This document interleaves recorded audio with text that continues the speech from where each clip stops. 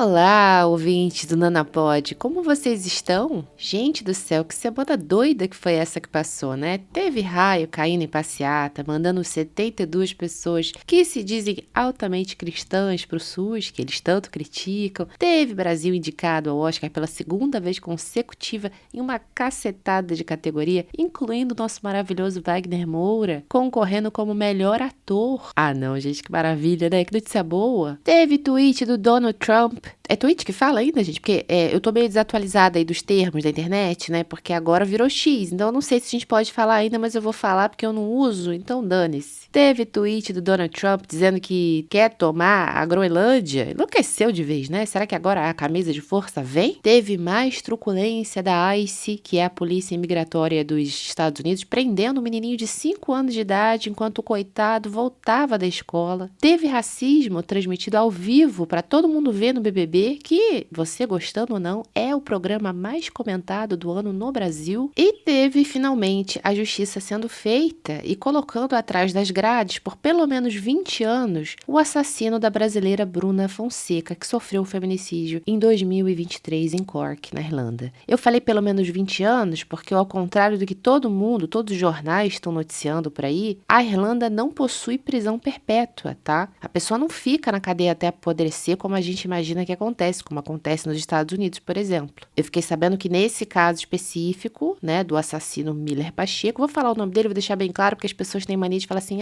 vamos esquecer que esse homem existe. Não, não pode esquecer não. Não pode esquecer não, porque daqui amanhã ou depois ele sai da cadeia e volta todo mundo a amar, volta todo mundo a esquecer o que ele fez. Então a gente não pode esquecer. Esse homem, se ele sair da cadeia, ele tem que ser lembrado sim como assassino de mulher. Não pode vir com aquele negocinho de que, mas ele já cumpriu a pena dele perante a sociedade. Não vai cumprir nunca, porque essa mulher nunca mais vai voltar. Essa mulher nunca mais vai trabalhar, ela nunca vai poder ter filhos, ela nunca vai poder mais viajar. Então por que a gente tem que esquecer o que ele fez e passar pano só porque ele cumpriu? Ele cumpriu com a justiça. Com o mundo ele nunca vai cumprir. Com a família da Bruna ele nunca vai cumprir. Então nada mais normal e certo do que a gente falar o nome dele sim, estampar a cara dele sim. Só para não quebrar o meu raciocínio, a juíza estipulou que ele ficaria 20 anos na prisão e, dependendo do comportamento, pode sim haver progressão de pena e ele pode viver livre por aí. Mas vai ter que andar na linha porque, caso ele roube um alfinete, ele volta para a cadeia para terminar de cumprir a pena, né, o resto da sentença, que é a prisão perpétua. Mas que no fundo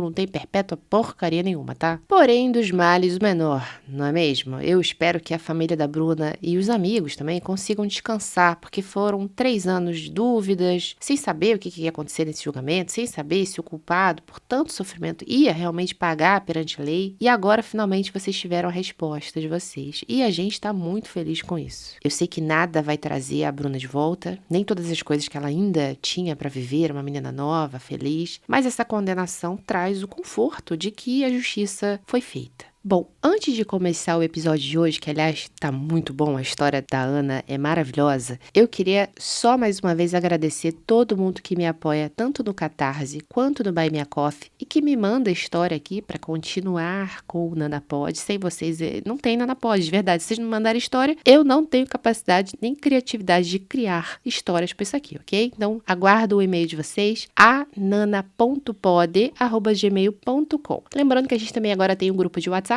e do Telegram, vou deixar todos os links na descrição, se vocês quiserem participar. Eu lembrei que eu tenho mais um recado aqui, quase esqueci. Vocês sabem que eu tô no meu projeto Verão 2027, né? Ninguém me segura. Eu só não falo 2026 porque eu não tenho uma Camila aqui para me ajudar a fazer essa jornada de ter o meu corpo do jeito que eu sempre quis, mais rápida, mais fácil. Porque, olha, eu tô correndo na esteira, eu tô tentando me alimentar melhor, tentando, né? Porque às vezes eu dou assim uma escorregada. Tô fazendo exercício de força, com pezinho, com caneleira, tudo isso 5 vezes por semana. Agora, você imagina se eu tivesse condições de fazer um tratamento que me ajudasse a eliminar essas medidas, principalmente da barriga, que, nossa senhora, é tão difícil de perder. Aliás, perder não, me falaram essa semana aí no meu Instagram que, tipo, a gente não pode falar que a gente vai perder, porque quando a gente perde, a gente quer encontrar, e eu não quero encontrar, eu quero eliminar. Então, se você já se cuida assim como eu, e também acha que o seu corpo reage devagar comparado a todo o esforço que você faz, a dica de hoje é o Ice Board, que é um tratamento não invasivo que consiste em resfriar a gordura subcutânea entre -5 e -9 graus. Ah, Nana, mas por que isso funciona? Eu não faço a mínima ideia. Na verdade, a Camila já me falou 1 milhão de vezes, mas eu não consigo entender na minha cabeça como é que um negócio que resfria a tua gordura, derrete a sua gordura. Não, eu sou de humano, gente. Eu preciso de alguma coisa mais gráfica pra entender. Eu só sei que ela me mostrou as fotos do antes e depois de paciente. E eu fiquei de boca aberta. Foram 120 dias pro resultado dessas moças. E são pessoas que eu conheço, pessoas que estão lá no Instagram que me seguem, que eu sigo algumas. Então, assim, não dá pra dizer que é Photoshop. Porque eu fico vendo, né? A pessoa posta lá o antes e depois. Aí todo mundo fala assim, por que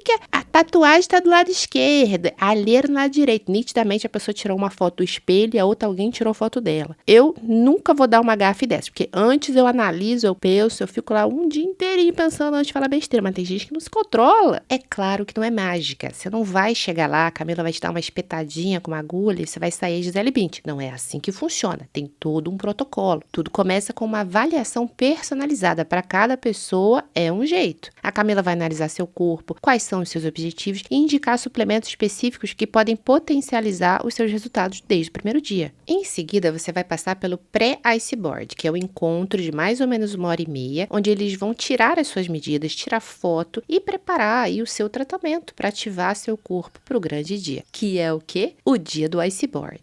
Quando ela me falou que algumas pessoas chegam a passar 12 horas na clínica dela, eu só conseguia pensar que esse povo ia morrer de fome. Eu pensei, esse povo já começa a perder medida ali, porque você fica 12 horas sem comer nada, então vai dar certo. Eu já ia desmaiar. O que é? Jejum? Ah, não, gente, calma. Calma, que já tá incluso no seu pacote um almoço e um café da tarde. E depois disso, quando você for embora, depois das suas 12 horas de sessão fofoca, porque olha assim, você vai ficar 12 horas lá, você não vai ficar só comendo, você vai fofocar também, né? Já vai preparando o seu repertório, quando você chegar lá, você tem assunto para 12 horas. Aproveita o salão logo do lado, conversa não vai faltar. Mas quando você chega em casa, você ainda recebe vídeos de apoio para você fazer a respiração direitinho em casa, e-books também para você tirar suas dúvidas, e ela também te manda um cardápio para você ver o que você pode, o que você não pode, o que você deve, o que você não deve comer, para facilitar aí a sua alimentação e garantir uma evolução real. Além disso, você tem 3 retornos de 1h30 cada, com acompanhamento e ajustes personalizados. Não é apenas estética, é ciência, cuidado e transformação. Agenda sua avaliação na Outline Beauty Clinic da Camila e viva a experiência do Ice Board e muitos outros tratamentos estéticos que a Camila oferece. Bom, agora vamos pro episódio, né?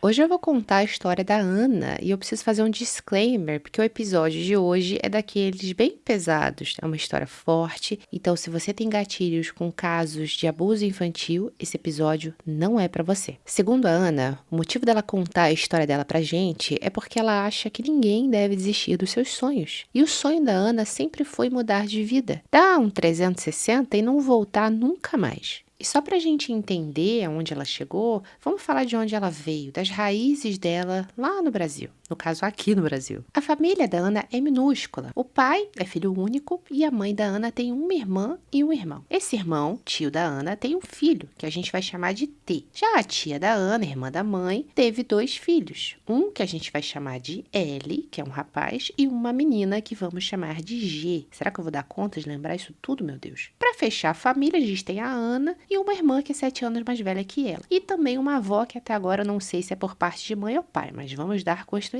Realmente é uma família pequena. Ela conta que são uma família de classe trabalhadora e que a infância dela foi um verdadeiro inferno. Com apenas 6 anos de idade, 6, a Ana foi abusada pelo primo, o L, que na época era apenas 7 anos mais velho que ela. Ou seja, ele tinha 13 anos de idade. E o pior é que ela teve que conviver com esse primo até os 16 anos, fazendo coisas como mostrar o pau pra ela quando as pessoas não estavam olhando, passar a mão na bunda dela dentro de casa. E quando ela ia tomar banho, ele ficava falando que ia tomar banho junto com ela. Gente, que absurdo, né? E onde é que estavam os pais da Ana? Eu fico bem chocada com essas histórias porque me assusta o fato de muitas pessoas acharem que só porque é da família, as crianças estão protegidas. E não, cara, não. A gente tem que ficar de olho em tio, em primo, em padrasto, em avô. Ninguém vem com estrela na testa. Tem que vigiar. A Ana me falou que os pais nunca souberam o que aconteceu e se separaram quando ela tinha uns 8 anos de idade. Mas para Ana, o fato dos pais se separarem foi na verdade um alívio, porque eles viviam brigando, daqueles barracos assim de jogar coisa um no outro, de quebrar coisa, sabe? Tá aí a resposta à minha pergunta, né? Eles deviam estar tão preocupados no relacionamento tóxico que eles estavam um com o outro, que esqueceram que eles tinham filhos, né? Crianças dentro de casa para cuidar. A mãe da Ana também não é uma pessoa muito boa, segundo a própria Ana, porque quando a Ana era criança, além da mãe não se importar muito com ela, porque segundo a Ana, o pensamento da mãe era: minha filha tá viva, tá crescendo, tá saudável, tô fazendo o meu papel. Muita gente pensa assim, né? Triste isso. Além disso, essa mãe também era muito perversa. Ela fazia bullying com a filha. Sim, se a Ana ficasse nervosa, ela tirava a onda da cara da coitada, ela cantava musiquinha, colocava apelidos maldosos na menina, comparava ela com a irmã mais velha e falava que ela tinha uma filha magrela, que era a irmã, e a outra gordela, no caso, a Ana. Essa mãe também não deixava a Ana usar certos tipos de roupa, porque ela falava que ela ia ficar uma capa de botijão. Caramba, hein, Ana? É naquela, né? Nem toda mulher foi feita para ser mãe. Eu tenho absoluta certeza disso.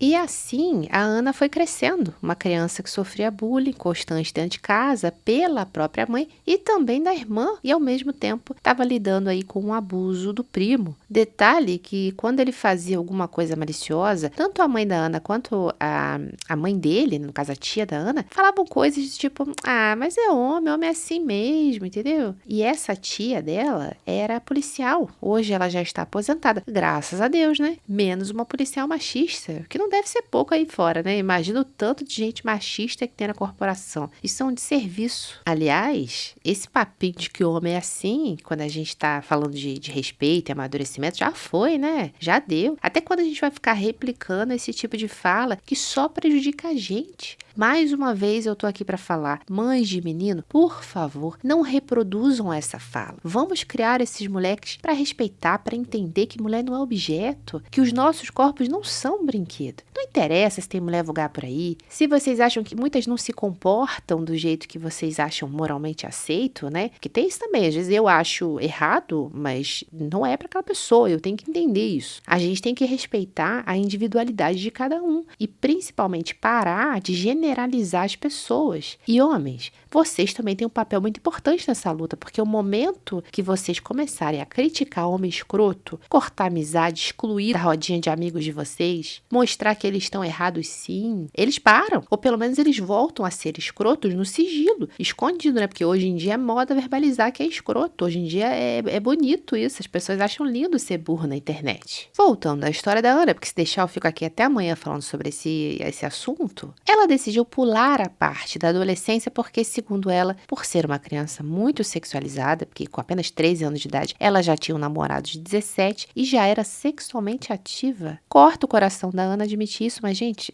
sério, ela praticamente começou a vida sexual aos 6 anos de idade e seguiu até os 16, como ela mesma falou. Então como é que a gente vai querer que uma criança dessa, que não teve apoio de ninguém, porque os pais nunca souberam, que nunca teve acolhimento, pelo contrário, né, provavelmente ela era diminuída, ridicularizada, como é que você espera que a vida dessa menina fosse diferente? Não dá. Então ela não vai falar muito sobre a adolescência dela, a gente vai pular já para a vida adulta. O pai da Ana, depois que separou da mãe, desapareceu e só foi reaparecer lá pelos 18 anos dela. Pois bem, ela cresceu ouvindo que não ia ser nada na vida, que seria a famosa zero à esquerda. Em 2011, ela se formou em marketing e conseguiu um trabalho em uma das maiores agências de publicidade do Brasil. E foi a partir daí que ela começou a pensar que um dia ela poderia sair de casa, mudar de vida e ser sim alguém. Eu tô lendo a história da Ana e tá me lembrando muito um livro que eu faço questão de recomendar aqui pra vocês. Eu já recomendei nos meus stories, eu vou recomendar de novo aqui porque realmente a história é muito parecida. Que é um livro de uma autora brasileira chamada Gabriela, que mora na Irlanda. O livro é em inglês, tá? Ele conta a história de uma mulher que também sofria bullying em casa. Aliás, uma menina, né? Porque a gente acompanha ela durante a vida, assim. Então ela sofria bullying em casa, não só da mãe, como do irmão e do padrasto.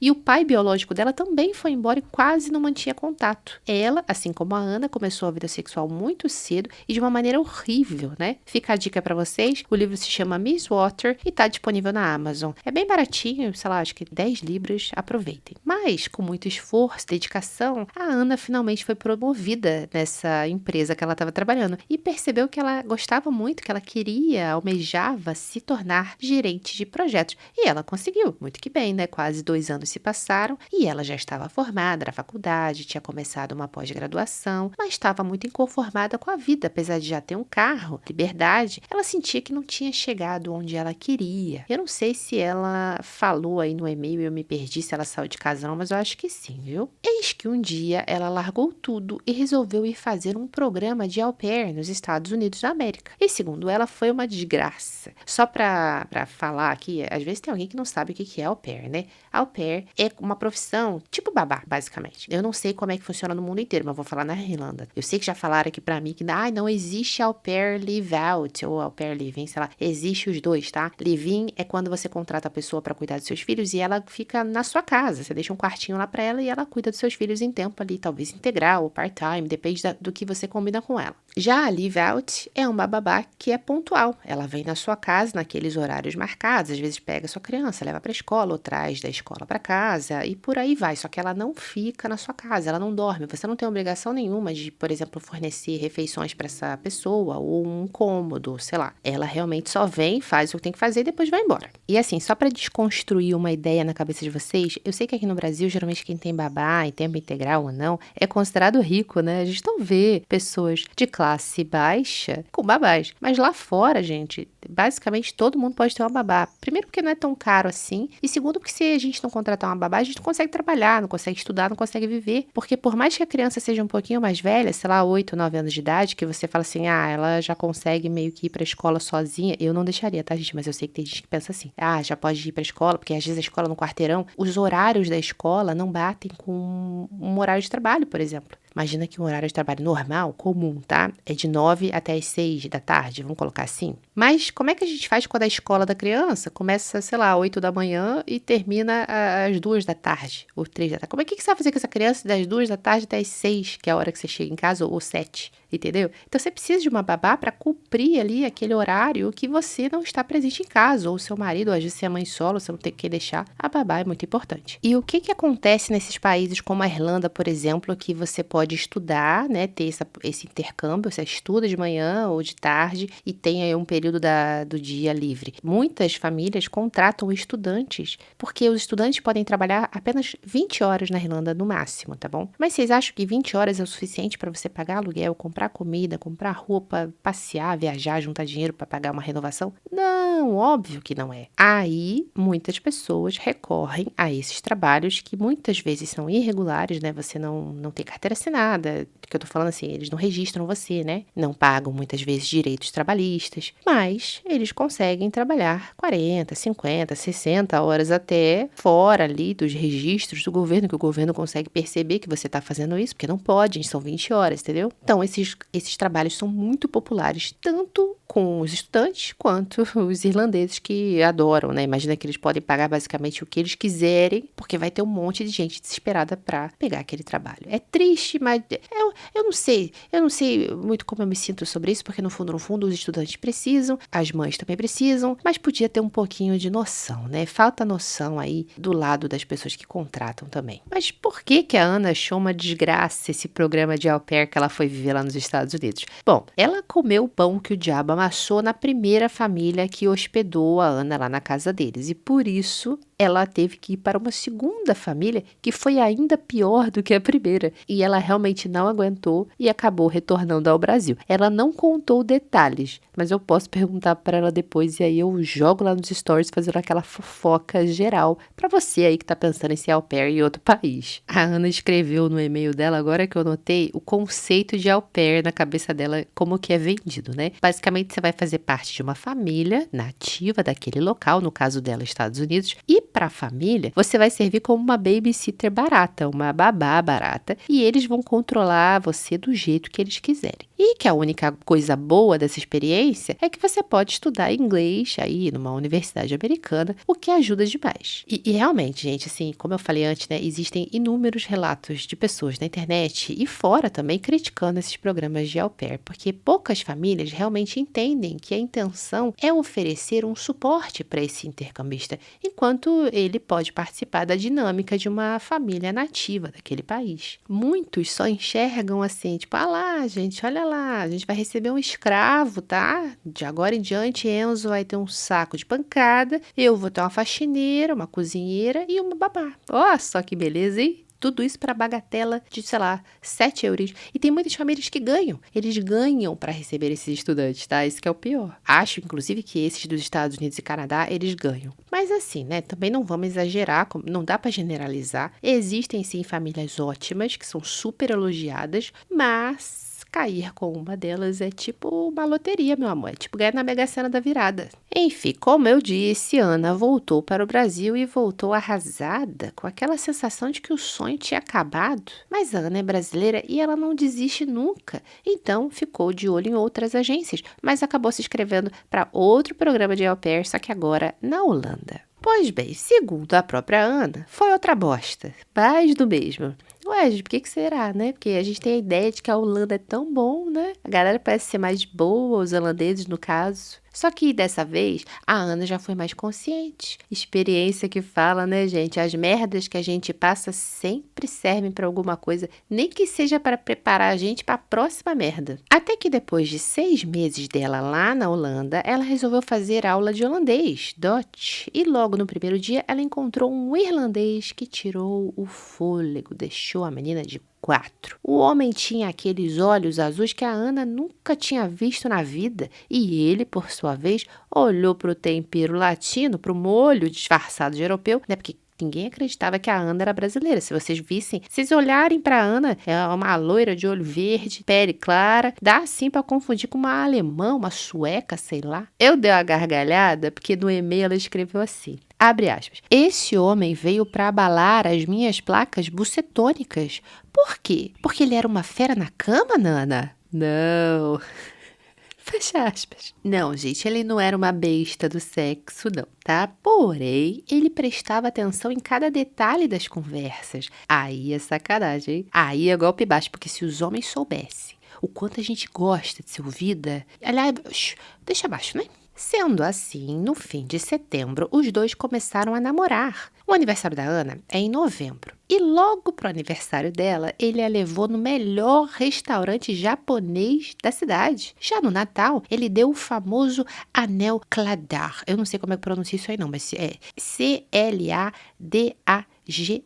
Como eu tinha um namorado que chamava Dara e o final era com GH, então vamos fingir que é Cladar. E esse anel ele tem uma esmeralda, né? Porque verde é a cor favorita da Ana. Eu vou até pesquisar esse anel, peraí. Voltei com mais informações. O anel Cladar realmente é muito bonito, tá? É uma joia tradicional irlandesa com origem em Galway, que é uma cidade lá da Irlanda, é um condado, né? Há mais de 300 anos, que simboliza amor, lealdade e amizade. A forma como é usado, mão direita ou esquerda, coroa para dentro ou para fora, indica o status de relacionamento do usuário, desde solteiro a casado. Olha aí, hein? Vocês acham que eu não sou cultura também, não? No caso, o Google, né? Eu só tô lendo. Já que a gente já tá aqui falando desse anel, que eu nunca vi na minha vida, agora já tô interessadíssima, eu vou falar quais são os significados do uso, que de repente tu é casada e tá usando um anel mostrando que você é solteira e não sabe por que tá recebendo cantada na rua. Então vamos lá. A nível de conhecimento, esse anel é composto por um coração e uma coroa, ok? Então, se você usar esse anel na mão direita, com a ponta do coração apontando para o pulsor, tu tá namorando ou comprometido. Se usar também na mão direita, mas a ponta do coração estiver sentido dedos, você está solteiro na pista para negócio. Se usar na mão esquerda, tem 2 formas, né? A ponta do coração apontando para o pulso, tu é casado, sai de si. E se você também usar na mão esquerda, mas a ponta do coração apontar para os dedos, você está noivo. Agora eu quero saber quem é que fica olhando para anel do dedo dos outros. Gente, pelo amor, eu só olho para ver se a pessoa é casada ou não e olhe lá. Ainda dou pista errada pros outros, porque eu troco o meu anelzinho de compromisso, eu jogo pra mão esquerda, eu jogo pra mão direita. Tem hora que eu tô casada, tem hora que eu tô namorando, tem hora que eu tô solteira e os homens que se lascam pra saber. Meu namorado tem 1,96 m. Boa sorte. Aí, esse rapaz, esse irlandês que estava namorando com a Ana, percebeu que ela gostava de verde e resolveu presenteá-la com esse anel Cladar com uma pedra de esmeralda, que aparentemente você pode colocar lá uma pedra de rubi, acho que dá para colocar diamante, sei lá, safira, dependendo do que você quer, né? Cada pedra deve representar alguma coisa. Mas não acabou por aí. porque no Valentine's Day, que é o dia dos namorados lá fora, ele fez uma surpresa um dia antes. Ele falou assim pra Ana: Honey, pack your bags. We're going to Paris. Mandou a menina arrumar as malas porque eles estavam de partida para Paris. Um conto de fadas, não é não? Realmente tá bom demais para ser verdade, vocês não acham? Logo, logo eu acho que esse príncipe aí vai virar sapo. Sim, realmente tudo isso fez a Ana esquecer que lá atrás, na primeira vez que ela entrou no apartamento dele, esse menino aí morava sozinho nessa época, tava um lixo. E ela se perguntava como é que alguém podia morar assim, cheio de caixa de pizza, poeira pela casa. E ela lembra que a máquina de lavar e secar ficava dentro do banheiro. E um dia, quando a Ana foi tomar banho, tinha uma bola no chão, onde ele tomava banho, e o resto do banheiro era formado daqueles pelinhos que saem da máquina de secar. Essa aí foi a sua primeira red flag, né? Porque isso quer dizer que ele não limpava o banheiro. Mas esses irlandeses realmente já podem pedir música do Fantástico só aqui no Nana Pode, né? Porque primeiro teve o Labubu da Sandra, que era um par de ir à casa dele lá da fazenda que ele morava. Aí teve também o ex da... Eu nem lembro qual que é o nome que eu dei pra ela, gente. Eu tenho que tomar cuidado porque quase que eu falo o nome real da moça, que é minha amiga, que me mandou a história. Mas é aquela história que a mulher foi na casa do irlandês e tinha cocô de gato do verão passado embaixo do sofá, vocês lembram? Aí agora tem essa daí também da Ana. Vamos dar um nome pra esse Irish, né? Porque eu acho que a gente vai continuar falando dele. Então vamos chamá-lo de Robert. Pois bem, o Robert, ele morava na Holanda e ele trabalhava lá também. E 6 meses depois que ele começou aí a namorar a Ana, o contrato de trabalho dele na Holanda acabou. E ele ia se mudar para a Dinamarca. Logo, o que vocês acham que ele fez? Qual foi a ideia do Robert? Ele pediu a Ana em casamento, né não? Tá apaixonado, tá comprando anelzinho de cladá, tá levando ela pra jantar em sushi caro, tá fazendo a vibe príncipe encantado. Vão pedir a mão dessa moça pra levar ela pra Dinamarca junto comigo? Até aí tudo bem. E a Ana, no auge dos 27 anos, com aquele príncipe encantado europeu, claro que disse sim. Então lá foram eles para a Dinamarca. Primeiro foi o Robert e logo em seguida a Ana. Como na Dinamarca as casas são alugadas sem nada, adivinha? Quando a coitada chegou lá, não tinha nada. Ele, o Robert, já estava morando há mais de um mês na Dinamarca e só pegou um colchão de solteiro inflável e estava dormindo no chão. Além do mais, eles dividiam a casa com um colega de trabalho do Robert, que fumava maconha todo dia. Só para vocês que gostam de uma verdinha entenderem, a Ana não disse que não gosta, entendeu? Da maconha, tem alguma coisa contra quem usa. Só que entendam que ela nunca usou nada na vida. A fumaça de cigarro já é uma coisa que incomoda para quem não usa, né? Imagina a maconha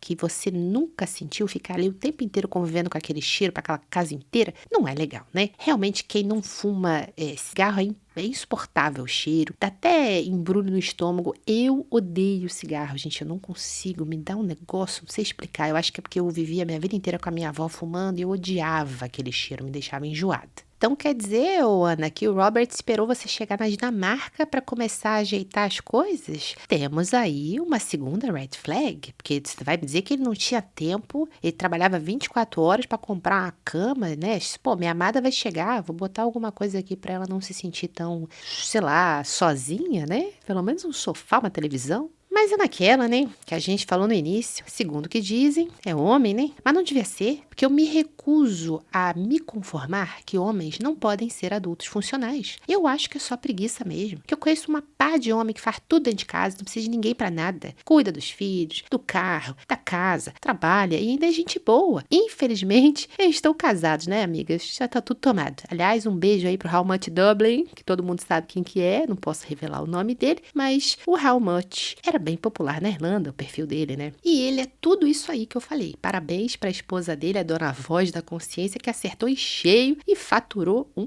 partidão. Então a Anne e o Robert começaram a fazer os planos para o casamento. E ela queria que o casamento fosse no meio da natureza, bem romântico e tudo mais. Já o Zé bonitinho do Robert disse que só casava se fosse na igreja, senão não tinha casamento. Então lá foi a Ana casar na igreja, que só para constar foi ela que teve que correr atrás de tudo, né, dos preparativos, porque ele já estava muito ocupado na vida dele. Né? Pelo menos ele se deu o trabalho de ir atrás da papelada para a imigração, o que para muitos isso já é algo incrível incrível de difícil, né? A maioria não sabe nem o que é imigração, quanto mais correr atrás de papel. Daí ficou assim, ela saiu da Dinamarca, foi pro Brasil, vendeu o carro, vocês lembram que ela tinha um carro? Então, vendeu, pegou todas as economias e começou a morar na Irlanda como estudante, até que ele terminasse o contrato na Dinamarca e fosse encontrar com ela lá, para eles viverem juntos em Dublin, que eu imagino que deva ser o local aí onde a família dele mora, né? Talvez. Porque a Ana não tinha visto para ficar na Europa. Vocês lembram que ela estava aí nesse programa de au pair na Holanda. Depois ela foi para Dinamarca, deve ter ficado lá um tempinho até eles decidirem, né, realmente oficializar que iam se casar, e veio para o Brasil resolver tudo para voltar como estudante e ficar um bom tempo esperando até o dia do casamento. O Robert também precisava de tempo para poder voltar para Dublin, arranjar um emprego, essas coisas. Enfim, assim foram os próximos 9 meses até o fatídico dia do casamento.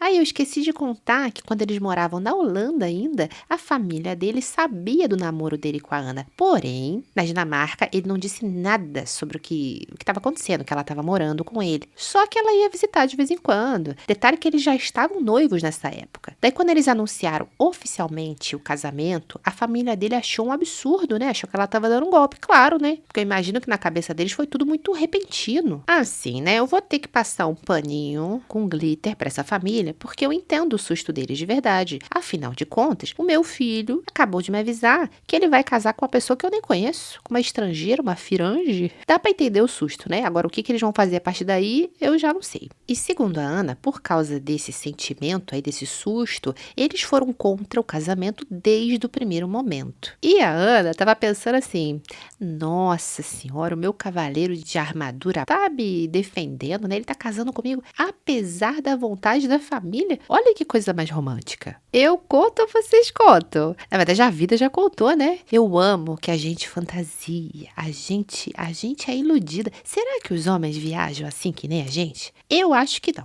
Eu acho que o homem é mais frio, é mais pé no chão para esses assuntos do coração. A gente que se lasca, porque a gente é emocionado demais, a gente vê coisas onde não tem. Uns 5 dias antes do casamento da Ana com o Robert, uma das irmãs dele mandou mensagem pro Robert dizendo que ele poderia ter escolhido uma europeia, qualquer europeia, podia ser sueca, podia ser polonesa, podia ser romena. Por que ele foi escolher logo uma brasileira? Cara, eu não consigo entender esse problema que essa galera tem com nacionalidade. A pessoa é gente boa, pessoa esforçada, fala inglês, tá querendo fechar com a pessoa da sua família, né, com o parceiro ali. O que a nacionalidade tem a ver com isso? Da onde a pessoa veio? Por que isso é importante? Sabe o que me deixa mais fodida na minha cabeça? É que se você estudar a história, vocês vão ver que os irlandeses comeram pão que o diabo amassou mundo afora. Nos Estados Unidos, era assim um crime uma pessoa se casar ou se apaixonar por um irlandês ou uma irlandesa, porque eles eram vistos como menos. Eles eram vistos como aquela classe trabalhadora que só serve mesmo para trabalhar como pedreiro, como pintor, como, sei lá, empregado. Eles eram muito mal vistos, né? Porque eram imigrantes, assim como nós, agora que a gente foi para a Europa, no geral. E eles, ao invés de olharem para trás, verem todo o caminho que eles percorreram e terem um pouco mais de empatia com pessoas que estão fazendo o mesmo que os antepassados deles fizeram, não, a gente é melhor, tá bom? Vocês que se lasquem, volta pra tua casa. É surreal a ignorância, né? E foi assim desde então. No casamento, ela teve que aguentar as irmãs do Robert falando pra ela assim, agora, querendo ou não, você é uma de nós. Casamento esse que teve 200 convidados, porém só 3 eram convidados da Ana. Porque lembra, ela tinha acabado de chegar na Irlanda e não conhecia ninguém. E foi a partir do casamento que ela percebeu que o Prince Charming mandou um belo foda-se pra ela. O Robert adora jogar videogame. A Ana sempre soube disso. E ela conta que até gostava, porque pensava assim, bom, pelo menos ele tá jogando em casa, né? Não tá aí com os amigos, falando de mulher, bebendo. Ah, mas dependendo, dá pra falar de mulher pelo fone também, hein? Tem várias salas aí de bate-papo nesses jogos, onde você pode jogar com gente no fone. Não caio nessa não, hein? Tem homem que tem até namorada gamer online. É uma patifaria, minha filha. Teve até uma história que eu contei aqui de um rapaz que tinha uma namorada dessas online no grupo do Discord, vocês lembram? E assim, a Ana foi aceitando o fato do Robert ter mudado da água pro vinho. Antes ele tinha vida social. Era sempre uma festa para ir, um casamento, um aniversário. Do nada, ela viu tudo isso desaparecer. Por ser muito sozinha desde que começou a se relacionar com o Robert, a Ana sempre relembrava ele de ligar, de manter contato com os amigos, até porque, né, se ele tem amigos, teoricamente ela tem também. Eis que depois de certo tempo, a Ana começou a trabalhar e fazer os próprios amigos. E a vida estava bem. Afinal, ele sempre deixou ela livre para sair com os amigos casados, né? Importante frisar. E ela conta que o fato dela poder fazer isso deixava ela super bem com ela mesma, porque ela nunca teve esse tipo de relacionamento onde ela podia se sentir livre para ir almoçar com uma amiga, por exemplo. Porque ela sempre se envolveu com um cara bosta. A Ana me contou que ela teve um namorado por uns 4 anos e esse namorado, toda vez que eles saíam, ele ficava olhando para todas as bundas que apareciam na frente dele. Isso é terrível. Gente, se tem uma coisa que me deixa muito nervosa, é o homem que tá lá na rua com a namorada e fica olhando para outras mulheres. É engraçado que eles acham que disfarça, né? Eles acham que ninguém tá vendo, que a gente não percebe que eles estão olhando. A gente percebe, viu? Tanto quem tá junto com você, no caso a sua namorada, ficante, esposa, sei lá, quando também quem tá sendo olhada. E a gente, quando tá sendo olhada, eu não sei vocês, mas eu fico com pena da pessoa que tá ali do lado daquele cara, porque já dá pra ver de cara o tipo de homem que tá ali com ela. Um cara que não respeita a coitada nem com ela presente. Você imagina o que ele não faz sozinho. Aí vai ter gente que vai falar assim: ai, Nana, mas olhar não tira pedaço. Pode não tirar de quem você tá olhando, mas do teu parceiro pode ter certeza que tira, machuca. Você pode detonar a confiança, a autoestima de quem tá ali do teu lado. Não tem nada mais importante no relacionamento do que respeito, na minha opinião. E depois que você perde esse respeito, aí, gato, já era pra você recuperar, é 1 ano ou mais. Tem gente que nem recupera. Enfim, lá estava a Ana, apesar dos pesares, vivendo com o Robert em Dublin, feliz. Até porque a família dele, que era contra, morava em Cork. Tá, então peraí. Eu achei que a família dele também era de Dublin, por isso que ele queria morar lá, mas não, né? Eles são de Cork. Pra quem não tá familiarizado com a geografia da Irlanda, Cork é uma das maiores cidades do país, localizada no sul da Irlanda. E é bem conhecida, entre outros motivos, pelo sotaque complicado dos nativos. O povo de Cork fala cantando. Vocês já falaram com alguém de Cork? Eu acho que se a gente for comparar, Dublin seria Rio de Janeiro, pelo fato de ser litoral sudeste ali da Irlanda, né? E Cork seria, sei lá, Floripa. Os gaúchos e cariocas acabando comigo por causa desse comentário, mas na minha cabeça é assim que eu vejo a Irlanda. E tem uma coisa importante que precisa ser mencionada. Segundo a Ana, um belo dia ela estava na Dinamarca e no meio da noite ela tentou ir no banheiro, mas não conseguia nem andar. Aí ela saiu de casa, na ambulância, e chegando no hospital, eles só colocaram a coitada na morfina para passar aquela dor, e depois de um tempo a ginecologista descobriu que ela tinha era um cisto, na verdade, que tinha explodido, e essa mesma ginecologista tinha falado pra Ana que ela tinha uma janela de 5 anos para tentar engravidar. E após esse tempo, ia ficar muito mais difícil, talvez até impossível, para que ela conseguisse ter filhos. Tendo isso em mente, depois de 2 anos juntos e em várias viagens que a Ana planejou e levou a criança, no caso a criança aí sendo o Robert, ela colocou na cabeça que queria ter um filho. O que é essa vontade que bate em algumas de nós, mulheres, lá pelos 30 anos? Comigo foi a mesma coisa. Eu comecei a ter uma vontade que eu não conseguia explicar, mas tão grande de ter filho, que eu chegava a chorar quando eu via, assim, uma família na rua. Vocês já sentiram isso ou é coisa de gente doida? Porque às vezes eu sou doida e não sei. Certa vez, a Ana e o Robert foram para Málaga. Viagem essa que a Ana pagou todinha em forma de agradecimento, né? Porque, afinal, o Robert já tinha levado ela para vários lugares. E essa viagem foi em fevereiro para fugir do frio na Irlanda. E adivinha? Na época tinha aquele Pokémon GO. E ele passou a viagem inteira jogando essa merda. Tanto que ela começou a chorar na viagem. Peraí, que agora tocou aqui num negócio sensível, porque eu sou jogadora assídua de Pokémon GO. Eu jogo desde 2016 e eu preciso defender aqui o meu joguinho, meu entretenimento. Pra quem não sabe, Pokémon GO é um joguinho que surgiu lá em 2016. Ele é bem estilo o desenho Pokémon, tem todos os bichinhos lá e você tem o quê? Que capturá-los. E como que você faz isso? Andando na rua com o seu celular igual um maluco arriscando ter o celular roubado. Isso é verdade, não posso dizer que não. E, na verdade, no mundo inteiro existem ginásios de Pokémon. Se você já viu o desenho, é igual, tá bom? Você tem que competir competir naqueles ginásios. E essas competições se chamam raids e eles acontecem durante o dia, em determinados horários. Então, assim, eu acredito que ele devia largar a menina sozinha no hotel e ia jogar Pokémon na rua pra fazer raid e pegar Pokémon que na Irlanda não são comuns, porque, assim como no jogo, existem Pokémons que só aparecem em determinadas regiões. Ai, meu Deus, me senti muito nerd agora, mas é porque eu amo esse jogo, eu estou no nível 67, me respeita e quem quiser me adicionar, manda mensagem. E aí ela conta que ele saiu no final de semana pra encontrar pessoas no parque pra jogar Pokémon GO. Aí, tá vendo? Realmente, ele devia ir fazer raid, porque tem alguns Pokémons que são muito fortes, você não consegue enfrentá-los sozinhos, aí você precisa juntar um grupinho. Assim, né? Como eu falei, eu sou muito viciada, jogo desde 2016, dei uma pequena pausa quando Liana nasceu, porque não tinha como, né? Ou cuidar de filho ou Pokémon, eu preferi cuidar da minha filha. Mas eu acho que falta noção, né? Faltou noção aí, você não pode simplesmente trocar sua vida real por qualquer jogo que seja. Então, vocês, parceiras de pessoas que jogam, porque essa reclamação é a primeira vez, na verdade, que eu ouço Pokémon GO, mas eu ouço muita gente reclamando de PS5, de Xbox, porque o parceiro não consegue dividir os seus horários. O dia tem 24 horas, dá para organizar direitinho e deixar todo mundo satisfeito. Isso se chama ser um adulto funcional. Aí o pessoal chega e fala assim, ai, pra aquele inferno daquele PS5, se eu pudesse eu queimava. Vocês têm que queimar o marido de vocês. É ele que não tá sabendo controlar o tempo dele legalzinho. Porque se fosse uma pessoa legal, chamava até você pra jogar junto. Vem cá, amor, vamos jogar, né? Vamos lá, vamos ver aqui. Assim como hoje em dia eu vejo o jogo do Flamengo com meu namorado. Eu gosto do Flamengo? Não. Internamente tô torcendo contra. Mas tô lá vendo, entendeu?